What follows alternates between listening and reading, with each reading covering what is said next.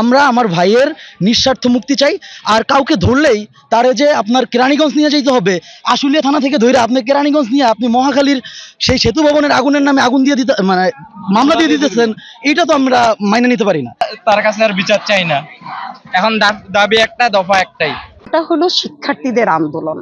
হ্যাঁ, এবং দেখেছেন যে তারা কতটা মানে পদ্ধতিগতভাবে তারা কতটা মানে এগিয়েছে। হ্যাঁ, এরাই কিন্তু দেখেন যে সড়কপথ আন্দোলনের সেই শিক্ষার্থীরা কিন্তু যারা এখন লিডিং এ আছে, তারা কিন্তু ভুলে যায়নি তাদেরকে নিয়ে কি হয়েছে। আসলে দেখেন আজ কে আসবে তৃতীয় পক্ষ, তবে নিশ্চয়ই তারা এরকম কোনো সরকারকে চায়, যে একটা জাতীয় সরকারকে চায়, যে সরকার আসলে জনগণের সরকার হবে, দেশের ভালো চাবে, মেধাবীদের ভালো চাবে, শিক্ষার্থীদের ভালো চাবে, দেশের মানুষের দশের ভালো চাবে।